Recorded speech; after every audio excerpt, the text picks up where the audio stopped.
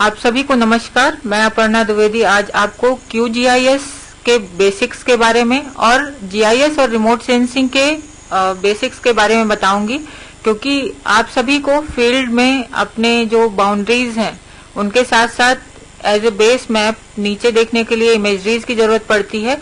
और इस सब के लिए बहुत जरूरी है कि आप सबको ये पता हो कि एटलीस्ट ये GIS क्या है, वेक्टर क्या है, इसका उपयोग क्या है, और रिमोट सेंसिंग क्या है, उसके थ्रू जो सैटेलाइट इमेजरी आप लेते हैं वो क्या है और उसको कैसे आप लोग उपयोग कर सकते हैं। सबसे पहले हम बात करेंगे रिमोट सेंसिंग की। रिमोट सेंसिंग से मतलब क्या होता है? इसका रिमोट सेंसिंग से तात्पर्य है कि कोई भी चीज जिसको आप दूर से सेंस कर पा रहे हैं, दूर से देख पा रहे हैं, that is called remote sensing.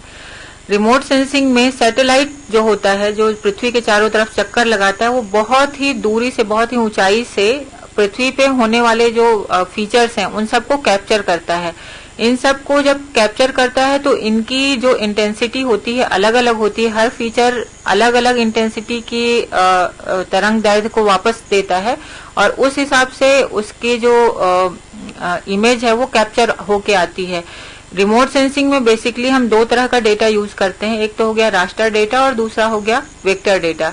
Raster data से क्या तात्पर्य है आपका कि ऐसी कोई भी फोटो, जैसे आपकी अपनी फोटो हो गई, आप लोग पासपोर्ट साइज फोटो खिंचवाते हैं, पोस्ट कार्ड साइज फोटो खींचते हैं मोबाइल से, कैमरे से, वो सारी जो डेटा है वो रास्टर डेटा कहलाता है। तो कोई भी डेटा जो पिक्सल बेस्ड होता है वो रास्टर डेटा कहलाता है, चाहे वो सैटेलाइट डेटा हो, चाहे एरियल फोटोज हो, चाहे टोपो शीट्स हो या फिर रास्टर शीट्स हो जो आपके मैप की स्कैन करके तैयार की जाती हैं।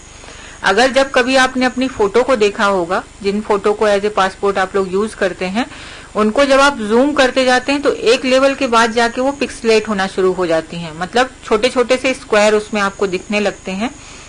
वो स्क्वायर कहलाता है पिक्सल, मतलब उस एक छोटे से पिक्सल में जो डिटेल भरी है वो कहलाती है उस इमेज का रेजोल्यूशन। कोई भी इमेज जब हम बात करते हैं, जब आगे अभी आपको मैं बताऊंगी सैटेलाइट इमेजरी के रेजोल्यूशन के बारे में, तो ये बहुत जरूरी है जान लेना आपके लिए कि उस रेजोल्यूशन से मतलब क्या है। जब आप वेक्टर डेटा की बात करते हैं तो आप स्केल की बात करते हैं। वेक्टर डेटा मतलब क्या हुआ? पॉइंट, लाइन और पॉलीगन। चाहे वो पॉइंट फीचर हो, जैसे ट्री है, आपका डिपो है, या इस तरह से कोई भी फीचर जो आप लोग कैप्चर करते हैं एज ए पॉइंट, वो पॉइंट फीचर हो गया। लाइन, रोड कैप्चर करते हैं आप, कोई भी पतला नाला हो गया, रिवर डिस्ट्रीब्यूटरीज हो गई, वो सारा आप लाइन फीचर में कैप्चर करते हैं।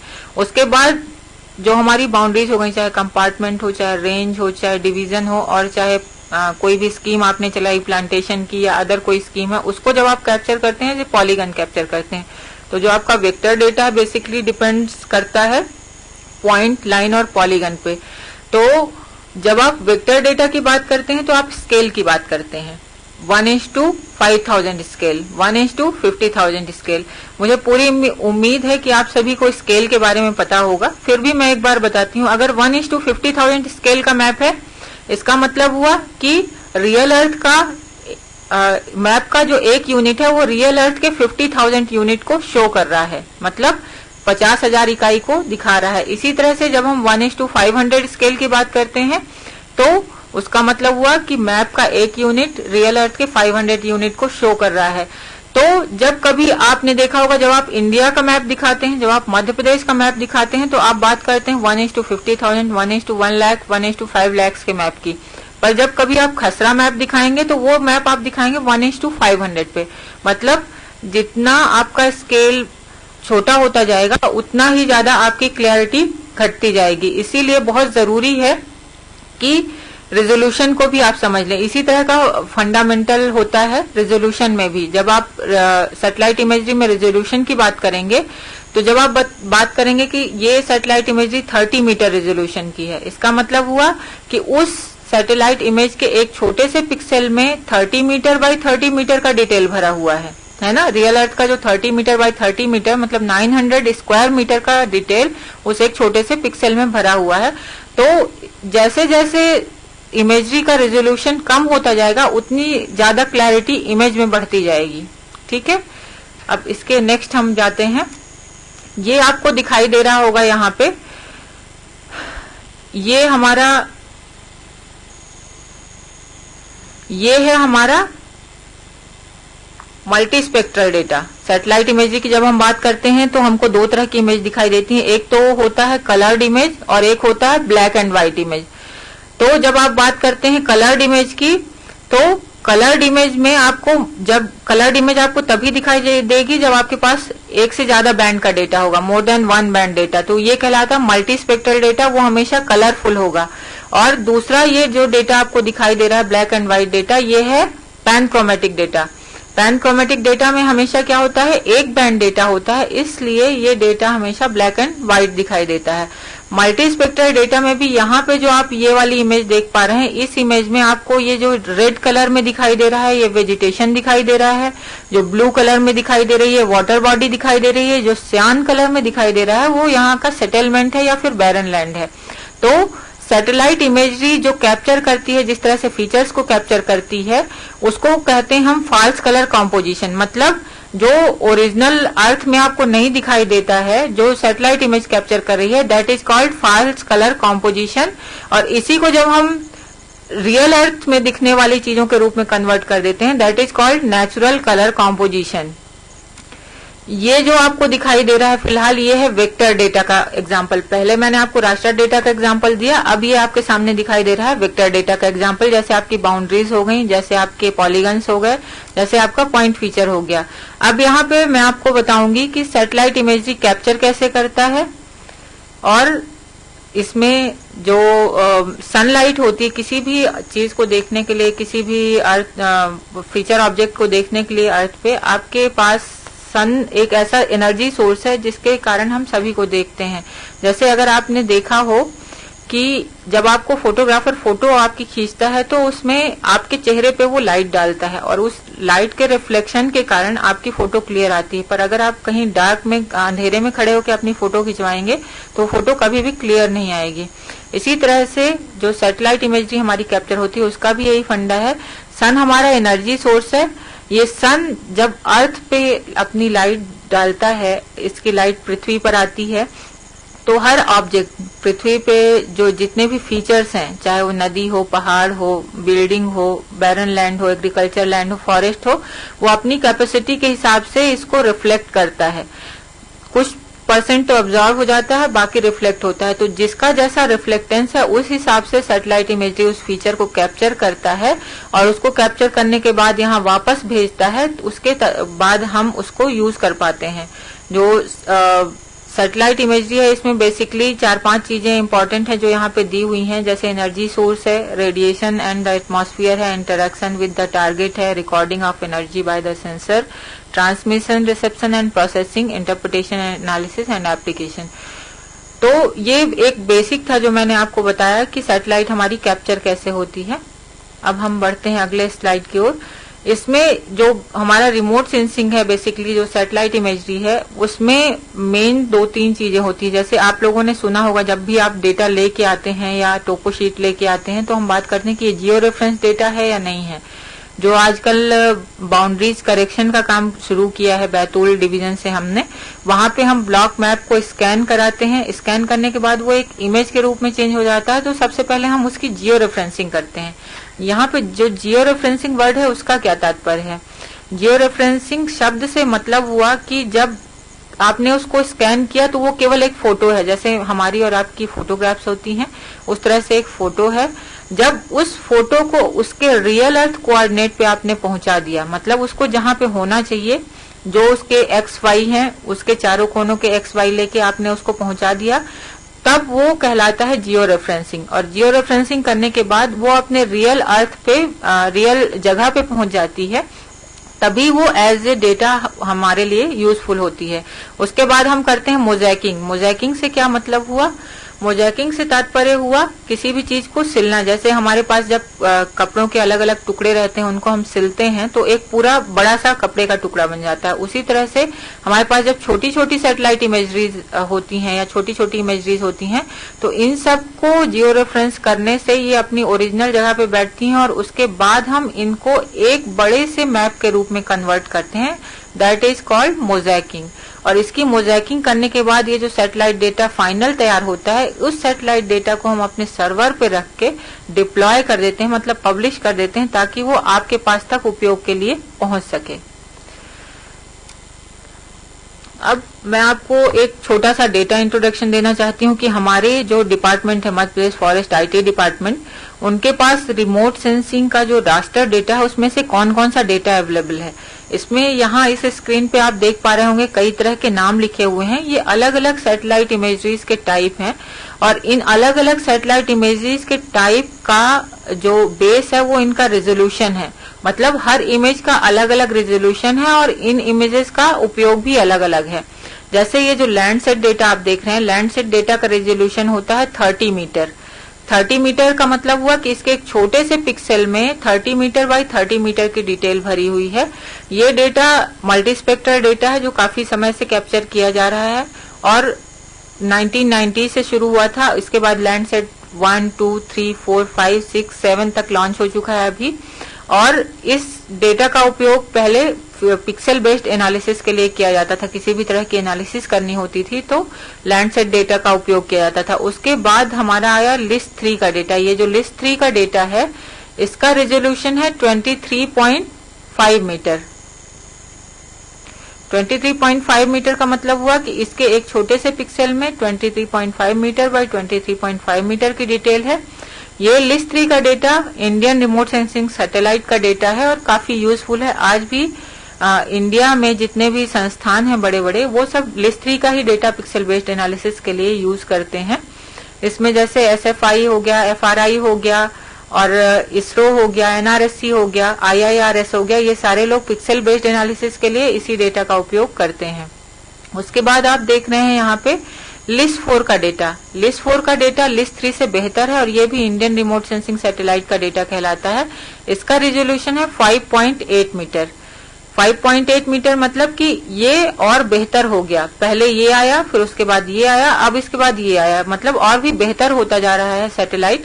तो अब हम एक छोटी सी पिक्सल में 5.8 मीटर बाई 5.8 मीटर की डिटेल देख पा रहे हैं। इसका मतलब है कि इससे कहीं ज्यादा बेहतर क्लैरिटी हमको यहाँ पे दिखाई देगी। इसमें हमको फॉरेस्ट कहाँ है, एग्रीकल्चर कहाँ है, क्लियर नहीं दिखाई देगा, क्योंकि फॉरेस्ट का भी कलर, वेजिटेशन का जो कलर है ये रेड में शो करेगा। तो रेड कलर ही वेजिटेशन का भी दिखाई देगा और रेड कलर ही इसमें एग्रीकल्चर का भी दिखाई देगा। लेकिन जब आप लिस्ट 4 पे आ जाएंगे, मतलब 5.8 मीटर रेजोल्यूशन पे आ जाएंगे, वहां पे आपको क्लियर दिखाई देगा कि कहाँ पे हमारा फॉरेस्ट है और कहाँ पे एग्रीकल्चर हो रहा है। उसके बाद आता है कार्टोसेट डेटा। कार्टोसेट डेटा जो है वो उसका रेजोल्यूशन है 2.5 मीटर और ये सैटेलाइट इंडियन सैटेलाइट ही है और इसमें ब्लैक एंड व्हाइट होती है। ये मतलब ये पैनक्रोमेटिक डेटा होता है, इसमें आपको कलर नहीं दिखाई देंगे। इस सैटेलाइट डेटा में भी की खासियत ये है कि ये रिपीटेटिव अच्छा होता है। मतलब हम अगर इसको फ्रिक्वेंटली लेना चाहें तो इंक्रोचमेंट एनालिसिस के लिए या बाकी अदर एनालिसिस के लिए हम इसको ले सकते हैं। बस इसका ड्रॉबैक एक यही है कि पैनक्रोमेटिक डेटा होने के कारण बहुत सारी आंखें इसको इजिली आइडेंटिफाई नहीं कर पाती हैं। उसके बाद जो सबसे फाइन रेजोल्यूशन, सबसे अच्छा रेजोल्यूशन हमारे पास है वो है वर्ल्ड व्यू 2 का डेटा। इसका रेजोल्यूशन है 0.5 मीटर। 0.5 मीटर मतलब कि इसके एक छोटे से पिक्सल में 0.5 बाई 0.5 मीटर की डिटेल मिलेगी।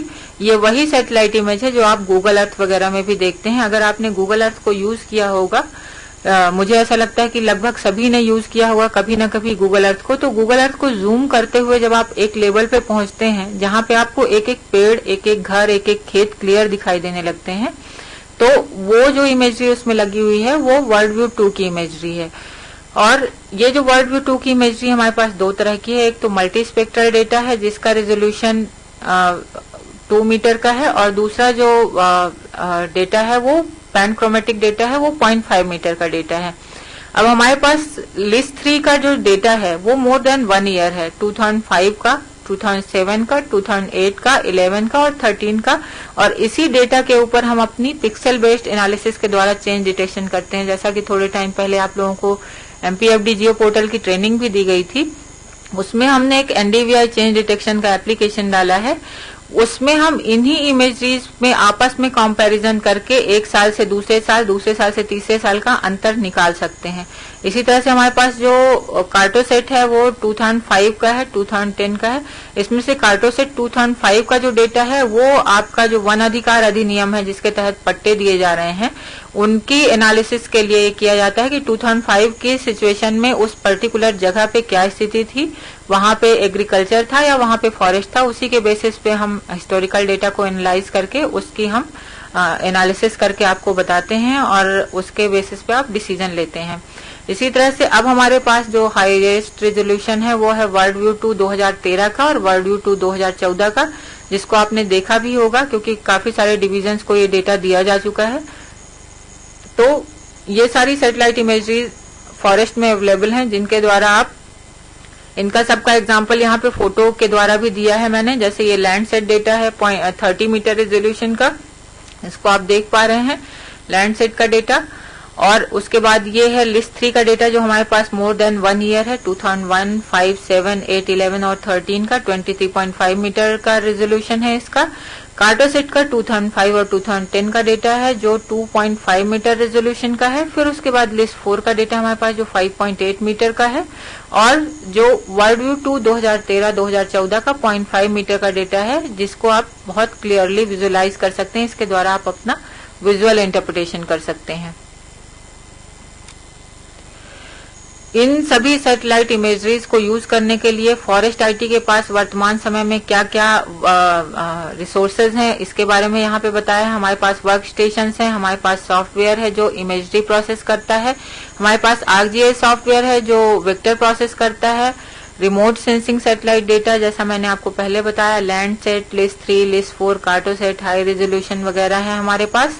फिर जीआईएस डेटा सारा जैसा कि मैंने आपको बताया हमारी सारी forest boundaries, division, circle, compartment, range, फिर सर्वे ऑफ इंडिया का डेटा है हमारे पास। उसके अलावा ट्रेनीज हैं जो काम करते हैं यहाँ पे और उसके साथ साथ हमारे पास सर्वर्स हैं जिनके द्वारा हम आपको डेटा सर्व करते हैं, आपके पास तक डेटा पहुंचाते हैं। इन सभी इतना जो फॉरेस्ट में आईटी का यूज किया जा रहा है, जो एडवांस टेक्नोलॉजी का यूज किया जा रहा है, उसका फायदा क्या है? उसका सबसे बड़ा फायदा ये है कि जो हिस्टोरिकल डेटा है, हिस्टोरिकल डेटा के साथ में वर्तमान डेटा को कंपेयर करके आप उस समय का परिवर्तन देख सकते हैं कि अगर 2010 में या 2012 में किसी पर्टिकुलर प्लेस पे क्या सिचुएशन थी और आज के डेट में वहां पे क्या सिचुएशन है, फॉरेस्ट घटा है या फॉरेस्ट बढ़ा है, ये आप उसके द्वारा देख सकते हैं। दूसरी चीज है कि आपके जो ग्रोइंग स्टॉक हैं, जो स्टॉक वगैरह है, उनकी क्या सिचुएशन है आप देख सकते हैं। फॉरेस्ट टाइप आप निकाल सकते हैं, उसमें से डेंसिटी निकाल सकते हैं, घनत्व निकाल सकते हैं, फॉरेस्ट फायर कहाँ पे हुआ, उसमें कहीं कोई बीमारी हुई, उन चीजों की एनालिसिस आप सैटेलाइट इमेजरी द्वारा कर सकते हैं। अपने फील्ड स्टाफ को as a base map remote sensing data provide करा के आप उनसे बहुत सारे फीचर्स कलेक्ट करा सकते हैं, उनको एक बेस मैप दे सकते हैं ताकि उनके लिए आसानी होगी।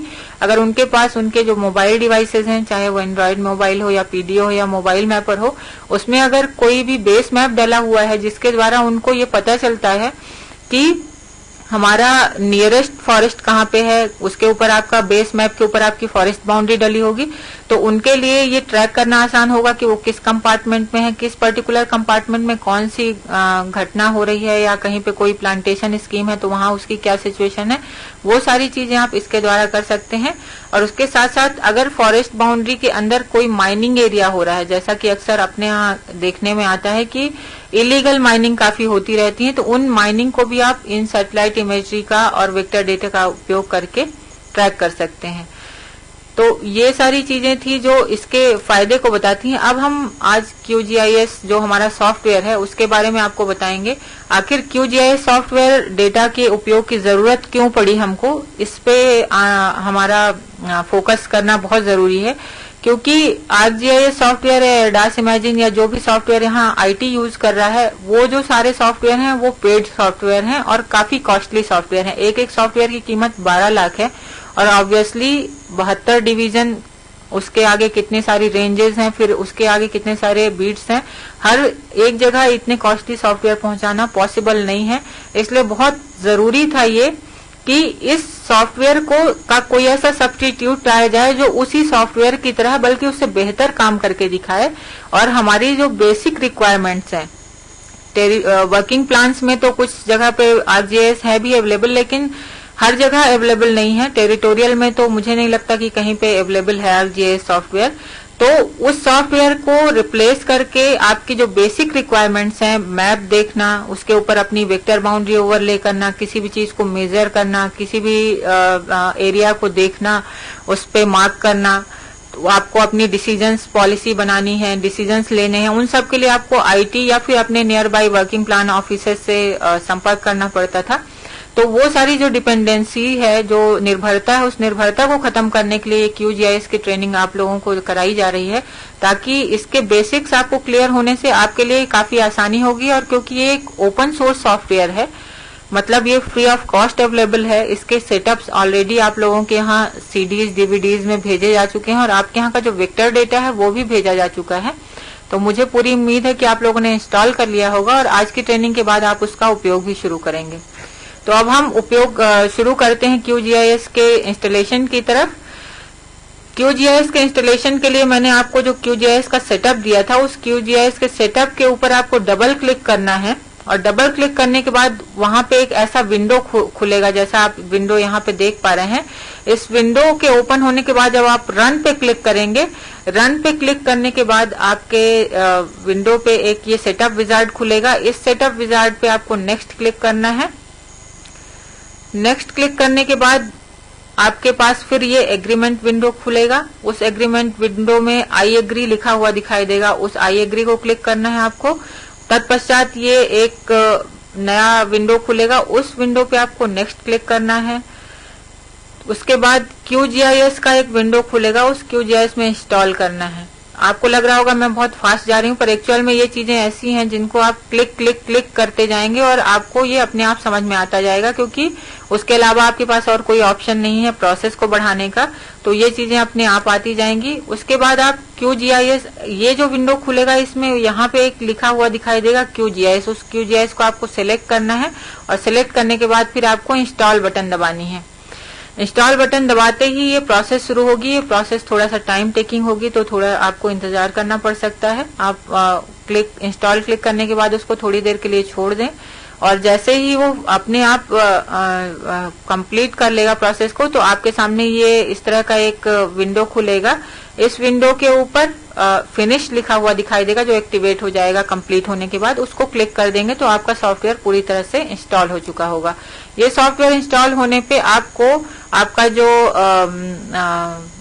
ऑल प्रोग्राम्स है, जो इसमें रहता है विंडोज में, तो ऑल प्रोग्राम्स में जाने पे आपको उसका आइकॉन दिखाई देगा QGIS लिखा हुआ, और साथ में आपका जो डेस्कटॉप है उस डेस्कटॉप पे भी आपको दिखाई दे जाएगा। तो उसको आपको क्लिक करना है। आप जैसे उसको क्लिक करेंगे डबल क्लिक, आपके सामने इस तरह का एक स्क्रीन आ जाएगा, मतलब कि आपका सॉफ्टवेयर ओपन होना शुरू हो चुका है। ये अपना टाइम लेने के बाद ओपन होगा और ओपन होने के बाद वहां पे एक इस तरह का विंडो खुलेगा और इस विंडो में आपको ओके क्लिक कर देना है। उसके पश्चात आपका सॉफ्टवेयर अब पूरी तरह से ओपन हो चुका है, खुल चुका है। अब इस सॉफ्टवेयर का जो पूरा मेन विंडो है वो आपको इस तरह का दिखाई देगा। इसमें ऊपर कुछ आइकॉन्स बने हुए दिखाई देंगे आपको। ये जो आइकॉन्स बने हुए हैं, इस तरह के आइकॉन्स बने हुए दिखाई देंगे। इन आइकॉन्स में आप जब अपना कर्सर लेके जाएंगे, ये अपने आप बता देगा कि क्या है। अगर आप किसी भी एक पर्टिकुलर आइकॉन के ऊपर अपना कर्सर लेके जाएंगे तो उसमें दिखाई देगा ये ऐड रास्टर है, ये ऐड वेक्टर है, ये जूम इन है, ये जूम आउट है, ये मेजरमेंट है, सारी भी चीजें आपको दिखाई देंगी। इसके बाद हम शुरू करते हैं। अब इस इंस्टॉलेशन के बाद जब आपने सॉफ्टवेयर को ओपन कर लिया है, उस पर्टिकुलर सॉफ्टवेयर के ऊपर अगर अब आपके पास कोई सैटेलाइट इमेजरी है, उस सैटेलाइट इमेजरी को ऐड करने के लिए, उस सैटेलाइट इमेजरी को उस पर्टिकुलर सॉफ्टवेयर में ओपन करने के लिए आपको क्या करना है, तो आप अपने सॉफ्टवेयर में ऊपर देखेंगे, आपको एक मेन्यू दिखाई देगा, एक इस तरह का बार दिखाई देगा। उस बार में आप जब कर्सर लेके जाएंगे तो ये जो ऐड रास्टर का एक बटन दिखाई देगा आपको। ये जो यहाँ पे एक छोटा सा बटन दिखाई दे रहा है, ऐड रास्टर का है वो। तो उस ऐड रास्टर को जब आप क्लिक करेंगे तो वहां पे एक विंडो ओपन हो जाएगा। उस विंडो में जाने पे आपको सबसे पहले फॉर्मेट सेलेक्ट करना है। फॉर्मेट से क्या मतलब हुआ, जैसे आपकी इमेज है वो इमेज मे बी जेपीजी में हो सकती है, मे बी टिफ में हो सकती है, मे बी आईएमजी में हो सकती है, मे बी पीडीएफ में हो सकती है, कोई भी फॉर्मेट हो सकता है। ये आपको पता होना चाहिए कि ये आपकी इमेज किस फॉर्मेट में है। तो ये जरूरी है कि ये आपको अगर पता होता है कि किस फॉर्मेट में है, तो जो ये एड रास्टर करने के बाद आपका जो ये विंडो खुला हुआ है, इस विंडो में जाके आप यहाँ पे कॉर्नर में एक ड्रॉप डाउन है, उस ड्रॉप डाउन को क्लिक करेंगे तो ऐसी एक लंबी सी लिस्ट आ जाएगी। ये सारी लंबी सी लिस्ट जो है ये उन फॉर्मेट्स की है जिन फॉर्मेट्स को ये सॉफ्टवेयर सपोर्ट करता है। हमारे यहाँ से जो भी इमेजेस आप प्राप्त करेंगे वो सारी इमेजेस नॉर्मली आईएमजी फॉर्मेट में ही होती हैं।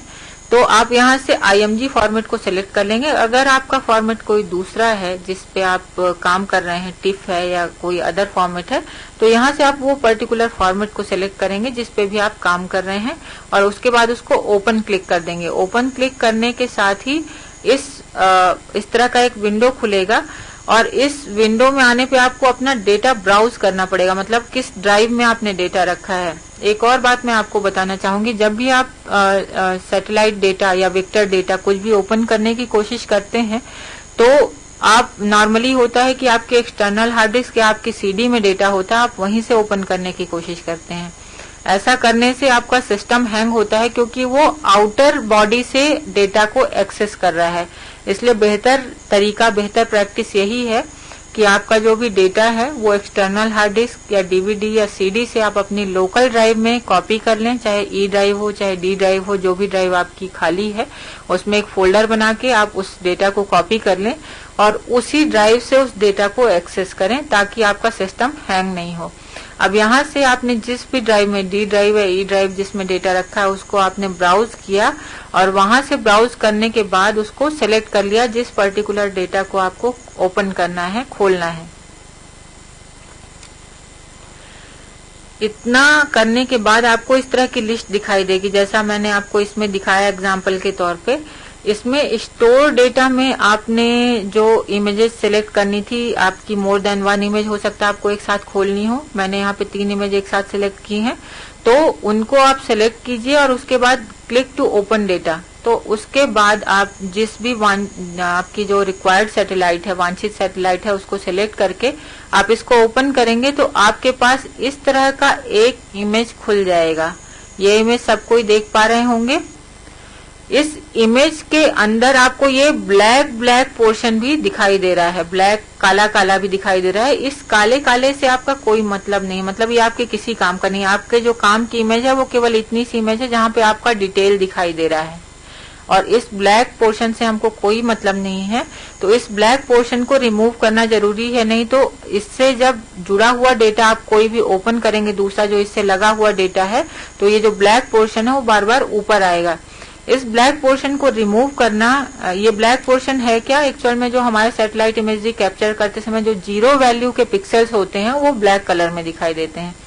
तो उनको ओपन करने के लिए बहुत जरूरी होता है, उसको हटाने के लिए, कि हमारे जो लेयर्स ऐड होंगे, जो हमारी सॉफ्टवेयर में ऐड होते हैं लेयर, उस लेयर प्रॉपर्टीज में जाके हमको राइट क्लिक करना होगा। राइट क्लिक करके उसकी प्रॉपर्टीज विंडो को क्लिक करना होगा। जैसे ही आपने प्रॉपर्टीज विंडो क्लिक की, आपको इस तरह का एक विंडो दिखाई देगा। इस विंडो में आपको तीसरे नंबर पे ट्रांसपेरेंसी का टैब दिखाई देगा। इस ट्रांसपेरेंसी टैब को आपको क्लिक करना है और यहाँ पे वैल्यू 0 भरनी है। यहाँ पे एक आपको ये दिखाई दे रहा है, इसके बगल में एक खाली स्थान दिखाई दे रहा है, उस खाली स्थान में जाके आपको एडिशनल नो डेटा वैल्यू में 0 भर देना है और उसके बाद ओके क्लिक कर देना है। जैसे ही आप इतना करेंगे, आपका वो जो ब्लैक पोर्शन था वो यहाँ से गायब हो जाएगा। मतलब अब आपकी इमेज पूरी तरह से क्लीन है और आपके उपयोग के लिए तैयार हो गई है। इसके बाद अब इस इमेज के ऊपर आप कोई ना कोई बाउंड्री, कोई ना कोई कंपार्टमेंट, कोई ना कोई प्लांटेशन, कुछ भी जो भी आप देखना चाहते हैं, उसके लिए आपको जरूरी होगा वेक्टर डेटा ऐड करना। जहाँ पे रास्टर डेटा ऐड किया था आपने, उसी के लेफ्ट साइड में एक बटन होगी, वहां पे लिखा रहेगा, वो एक बटन होगी, उस बटन पे जब भी आप कर्सर अपना लेके जाएंगे वो ऐड वेक्टर डेटा का ऑप्शन आपको दिखाएगी। इसलिए ये जरूरी है कि आप एक बार जब सॉफ्टवेयर को पूरी तरीके से रन करा लें, आपके सिस्टम पे सॉफ्टवेयर ओपन हो जाए, तो अपने कर्सर से हर बटन को ले जाके क्लिक करके देखें कि किस बटन से हमारा क्या ओपन हो रहा है, क्या खुल रहा है। तो जब आपको वेक्टर डेटा ओपन करना है, वेक्टर डेटा ओपन करने के लिए आपने ऐड वेक्टर डेटा क्लिक किया तो आपको ये इस तरह का एक विंडो खुलेगा। वहां पे ब्राउज का ऑप्शन रहेगा, ब्राउज में गए आप तो जिस भी ड्राइव में आपने डेटा रखा हुआ है उस ड्राइव में आप जाएंगे। उस ड्राइव में जाने के बाद अगेन यहाँ पे भी वही प्रोसेस है कि आपको डेटा टाइप सेलेक्ट करना पड़ेगा। Vector data normally shape file में ही यूज करते हैं हम। हमारे पास जो भी बाउंड्रीज हैं, जो भी लेयर्स होती हैं वो शेप फाइल में ही होती हैं, क्योंकि शेप फाइल ऐसा एक फॉर्मेट है जिसको लगभग सारे सॉफ्टवेयर सपोर्ट करते हैं। तो आप यहाँ से उसको सिलेक्ट कर सकते हैं। अदरवाइज अगर आपके जो ये जीसीपीज वाले इंस्ट्रूमेंट्स होते हैं उनके भी फॉर्मेट यहाँ पे रहते हैं .gpx वगैरह। तो अगर आपके पास उस तरह के कोई पॉइंट्स हैं जो आपने सिस्टम में रखे हुए हैं तो यहाँ पे उन पॉइंट्स को भी उस फॉर्मेट को सिलेक्ट करके आप वो पर्टिकुलर डेटा ऐड कर सकते हैं। यहाँ पे मैंने शेप फाइल का एग्जाम्पल लिया है। तो यहाँ से आप शेप फाइल का फॉर्मेट सेलेक्ट करेंगे, यहाँ से वो डेटा सेलेक्ट करेंगे और जो भी शेप फाइल आप ओपन करना चाहते हैं उसको सेलेक्ट करके उसको क्लिक कर देंगे ओपन करने के लिए, तो वो शेप फाइल ओपन हो जाएगी। अब जब आप ओपन कर लेते हैं अपनी शेप फाइल को, आप यहाँ पे देख रहे हैं कि वो जो शेप फाइल ओपन हुई है इसमें आपको कुछ भी दिखाई नहीं दे रहा है, क्योंकि ये फिल्ड है। इसका जो पॉलीगन है पूरी तरह से भरा हुआ है। तो ये हमारे लिए बहुत जरूरी है कि हमको ये शेप फाइल ट्रांसपेरेंट हो जाए, मतलब इसके जो बीच का हिस्सा है फिल्ड जो है वो हॉलो हो जाए और हमको केवल बाउंड्री मिल जाए इस शेप फाइल की, क्योंकि हमारा जो मतलब है वो केवल बाउंड्री से है। तो हम क्या करेंगे, जो वेक्टर लेयर आपने ऐड किया उस पे जाके आपको राइट क्लिक करना होगा। राइट क्लिक करके उसकी प्रॉपर्टीज को क्लिक करना होगा। जैसे ही आप प्रॉपर्टीज को क्लिक करेंगे आपके सामने एक इस तरह का विंडो ओपन होगा। उस राइट क्लिक करके प्रॉपर्टीज पे जाने के बाद उस टैब पे आपको दूसरे नंबर पे एक स्टाइल ऑप्शन दिखाई देगा। उस स्टाइल को आप क्लिक करेंगे तो यहाँ पे फिल ऑप्शन दिखाई देगा एक। उस फिल ऑप्शन को क्लिक करने के बाद आपके राइट साइड में, वहीं उसी विंडो में राइट साइड में एक अगेन आपको एक लाइन दिखाई देगी। वहां पे आपको सिलेक्ट आउटलाइन की सिंपल लाइन का चयन करना है, क्योंकि आपको हॉलो बाउंड्री चाहिए है, कोई भी किसी भी तरह का फिल नहीं चाहिए। उसमें आपको बहुत तरह के ऑप्शन मिलेंगे कि आपको डॉटेड फिल करना है, आपको लाइन से फिल करना है, आपको कोई कलर चेंज करना है, बहुत सारे ऑप्शन है आपके पास। लेकिन आपके लिए जो रिक्वायर्ड है वो है केवल आउटलाइन वाला, सिंपल आउटलाइन का। तो आप वहां से सिंपल आउटलाइन का चयन कर लेंगे और सिंपल आउटलाइन को चयन करते ही आपके पास नीचे कलर का ऑप्शन आ जाएगा कि वो जो आउटलाइन है उसको आप किस कलर में रखना चाहते हैं, क्योंकि हमेशा ब्लैक हर इमेज में आपको दिखाई दे ये जरूरी नहीं है। इसलिए जो भी आपने बेस मैप यूज किया है उसके हिसाब से आप कलर का चयन करेंगे। यहाँ पे मैंने ब्लू कलर लिया है। उसका लाइन का कलर चेंज करने के बाद आप यहाँ पे ओके कर देंगे और ओके करने के बाद आपको ये हॉलो बाउंड्री दिखाई देने लगेगी। लेकिन अब केवल बाउंड्री दिखाई देने से आपका काम नहीं होगा, आपके लिए ये भी जरूरी है कि आपको लेबल्स भी उसके ऊपर आ जाएं, ताकि आपको ये पता चले कि ये पर्टिकुलर किस कंपार्टमेंट की किस रेंज की बाउंड्री है। तो उसके लिए हम इसी तरह का अगेन एक प्रैक्टिस करेंगे। उस वेक्टर लेयर में जाके राइट क्लिक करेंगे। राइट क्लिक करने के बाद फिर जो विंडो ओपन होगा वही सेम विंडो ओपन होगा जैसा हमने पहले ट्रांसपेरेंसी के लिए किया था। उसमें ट्रांसपेरेंसी के ही नीचे लेबल का एक ऑप्शन होगा। लेबल के ऑप्शन को आप क्लिक करेंगे। जैसे ही आप लेबल के ऑप्शन को क्लिक करेंगे वहां पे उसके बाद आप ऊपर एक लाइन देखेंगे जहां पे आएगा कि आप किस तरह का लेबल इस्तेमाल करना चाहते हैं।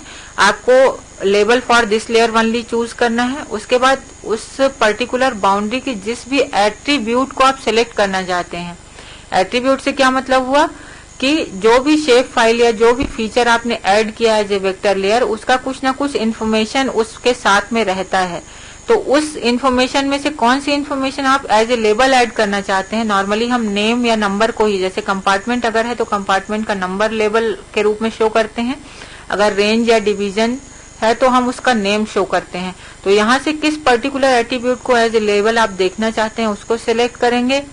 उसके बाद उसका कलर सिलेक्ट करेंगे यहाँ पे, क्योंकि कलर ऑप्शन भी है कि लेबल को आप कौन सा कलर देखना चाहते हैं, कौन से कलर में। और उसके बाद उसको ओके करेंगे तो यहाँ पे आप जैसे देख रहे होंगे कि ये जो बाउंड्री है वो हॉलो हो गई। उसके साथ साथ इसमें इसका लेबल भी आ गया है कि ये कौन सी जगह को रिप्रेजेंट कर रही है, कौन सी रेंज को रिप्रेजेंट कर रही है। तो इस तरह से आपको ये जो पूरी बाउंड्री है वो as a level with boundary, hollow boundary दिखाई देने लगेगी। अब उसके बाद ये जो पर्टिकुलर प्रोजेक्ट है, उस पर्टिकुलर प्रोजेक्ट पे काम करते करते हो सकता है कि उस दिन का आपका काम खत्म हो गया, लेकिन फ्यूचर में, इन फ्यूचर दूसरे दिन, तीसरे दिन या भविष्य में कभी आपको इसकी जरूरत पड़ने वाली हो, तो इसके लिए ये आप कर सकते हैं कि इसमें जो पूरा विंडो है, इस विंडो के कॉर्नर पे आपको फाइल दिखाई देगा। फाइल को जैसे ही क्लिक करेंगे सेव प्रोजेक्ट का ऑप्शन आएगा। इसको सेव प्रोजेक्ट करके आप जिस भी ड्राइव में जिस नाम से सेव करना चाहते हैं उसको आप क्लिक करेंगे और वो आपका प्रोजेक्ट पूरा सेव हो जाएगा। और उस प्रोजेक्ट को सेव करने के बाद इन फ्यूचर जब कभी भी आप इस सॉफ्टवेयर को खोलते हैं तो वो आपसे एक बार पूछेगा कि क्या आपको इस पर्टिकुलर प्रोजेक्ट पे काम करना है, जिस भी आपने, जैसे सपोज MPFD-IT के नाम से मैंने कोई प्रोजेक्ट सेव कर दिया। अब जब कभी मैं QGIS का सॉफ्टवेयर रन कराती हूँ, मेरे इसमें MPFD-IT के लिए जरूर पूछता कि क्या आपको उसी प्रोजेक्ट पे काम करना है। अगर आपको उसी प्रोजेक्ट पे काम करना है तो आप उसी प्रोजेक्ट को डबल क्लिक करके और आगे उस पे काम बढ़ा सकते हैं। अगर आपको उस प्रोजेक्ट पे नहीं करना है तो आप अपना नया प्रोजेक्ट उस पे सेव कर सकते हैं। उसके बाद इसमें कुछ बेसिक फीचर टूल्स भी हैं, जैसे कि जूम इन का, जूम आउट का। उनकी जो फंक्शनिंग होती है, जूम इन से मतलब क्या हुआ कि किसी भी छोटी चीज को अगर आपको बड़ा करके देखना है तो उसके लिए आप जूम इन का इस्तेमाल करते हैं। इसमें भी ये जो आप देख पा रहे हैं यहाँ पे एक बटन है जूम इन की, उस जूम इन की बटन को लेके जैसे ही आप यहाँ पे क्लिक करेंगे इसके माउस की सहायता से तो ये डेटा और भी ज्यादा क्लियर होता जाएगा और भी ज्यादा बड़ा होता जाएगा। इसी तरह से जूम आउट का भी ऑप्शन होता है कि आपने जूम इन करने के बाद अपना काम कर लिया, उसके बाद आपको जूम आउट करना है तो जूम आउट करने के लिए यहाँ पे एक ऑप्शन होता है, उस ऑप्शन को आपने लिया और उसको जूम आउट कर दिया। उसके बाद इसमें कुछ और भी इंटरेस्टिंग फीचर्स हैं जो आपके लिए काफी यूजफुल हो सकते हैं, क्योंकि आप अपने फील्ड ऑफिस में बैठे हुए हैं और ऑफिस में बैठने के बाद आपको कहीं किसी चीज की इन्फॉर्मेशन मिलती है या कहीं किसी चीज के बारे में पता है। अब उसको आपको मेजर करना है। उस मेजर करने के लिए आप पर्टिकुलर जगह पे नहीं जाना चाहते हैं या ये पॉसिबल भी नहीं है कि आप हर जगह उसको पहुंच के मेजर कर सकें, तो इसके लिए इसमें एक बहुत अच्छा ऑप्शन दिया हुआ है मेजरमेंट का। ऊपर ही एक टूल दिया हुआ है मेजरमेंट का। तो जब आप इस मेजरमेंट टूल पे जाएंगे तो उसमें आपके पास 2-3 ऑप्शंस आते हैं कि आप क्या मेजर करना चाहते हैं, लाइन मेजर करना चाहते हैं, एरिया मेजर करना चाहते हैं या पॉइंट फीचर। तो आपको सपोज एरिया मेजर करना, आपने एरिया मेजर करने का ऑप्शन सेलेक्ट कर लिया। एरिया मेजर करने के बाद अब उसमें इस तरह का एक विंडो ओपन होगा। इस विंडो में वो ऑप्शन देता है कि आप किस यूनिट में एरिया मेजर करना चाहते हैं, हेक्टेयर में, स्क्वायर किलोमीटर में, स्क्वायर मीटर में, जिस पे भी आप मेजर करना चाहते हैं उस पर्टिकुलर यूनिट को आप सिलेक्ट कीजिए। और सिलेक्ट करने के बाद इस तरह से आप उस एरिया को कैप्चर कीजिए। सपोज कोई इंक्रोचमेंट आपको किसी कंपार्टमेंट में दिखाई देता है और उसको आप मेजर करना चाहते हैं कि कितने एरिया में, कितने हेक्टेयर में ये फैला हुआ इंक्रोचमेंट, तो आपने यहाँ पे हेक्टेयर चूज किया और उसके बाद आपने इसको कैप्चर किया उस पर्टिकुलर एरिया को टिक टिक टिक करके ऐसे। और कैप्चर करने के बाद वो एक पूरा पॉलीगन बना देगा, जैसे इसमें आपको पीला पीला एक पॉलीगन दिखाई दे रहा है। और ये जैसे ही आप लास्ट पॉइंट इसका कैप्चर करेंगे यहाँ पे आपको उसका दिखाई दे जाएगा कि कितने हेक्टेयर पे ये इंक्रोचमेंट फैला हुआ है। तो सैटेलाइट इमेजरी के माध्यम से आप अपने ऑफिस में बैठे बैठे इस पर्टिकुलर एरिया को मेजर करके अपने स्टाफ को इन्फॉर्म कर सकते हैं, या अदर कोई भी प्लांटेशन या जो भी स्कीम है जिसके लिए भी आपको जरूरत पड़ती है मेजरमेंट की, उसके लिए आप इस मेजरमेंट टूल का इस्तेमाल कर सकते हैं। इसी तरह से इसमें लाइन फीचर के लिए है और इसी तरह से इसमें पॉइंट फीचर के लिए भी किसी पर्टिकुलर पॉइंट को आप देखना चाहते हैं किस इसका कोऑर्डिनेट क्या है, वो कोऑर्डिनेट आप देख सकते हैं। इसके साथ साथ यहाँ पे एक फीचर है आइडेंटिफाई टूल का। जैसे अगर आपने आप के बेस में कोई इमेज है, उस इमेज को आप पैन कर करके खिसका खिसका के देख रहे थे, आप किसी पर्टिकुलर एरिया में पहुंचे, अब आपको ये पता करना है कि ये पर्टिकुलर एरिया किस कंपार्टमेंट में, किस बीट में आता है। तो उसके ऊपर जो एड बाउंड्रीज हैं, उस बाउंड्री के अंदर ये आइडेंटिफाई टूल लिया आपने। आइडेंटिफाई टूल लेने के बाद उस बाउंड्री के अंदर जैसे ही आप क्लिक करेंगे तो उस पर्टिकुलर बाउंड्री की सारी इन्फॉर्मेशन, वो कौन सा कंपार्टमेंट है, कौन सा बीट है, कौन सा रेंज है, उसकी जो भी एट्रीब्यूट्स भरे वो सारी इन्फॉर्मेशन आपको यहाँ पे दिखाई दे जाएगी। इससे आपको पता चल जाएगा कि ये कौन सा फीचर है और वो आइडेंटिफाई हो जाएगा। इसी तरह से इसमें सिलेक्शन का टूल होता है कि आपने जैसे कोई भी बाउंड्री बनाई, कुछ भी बनाया, अब उसमें आप उस पर्टिकुलर बाउंड्री को हाईलाइट करना चाहते हैं, तो आपने उसको सेलेक्ट कर दिया। तो जैसे इसमें ये बाउंड्री एक्चुअल में तो है ब्लू कलर की, नीले कलर की, लेकिन सिलेक्शन के बाद ये पर्टिकुलर जो बाउंड्री है वो पीले कलर में दिखाई देने लगी। अब इतने सारा जो हमने पूरा किया है उसका यूज क्या, मतलब उससे हमारे लिए फायदा क्या क्या होता है।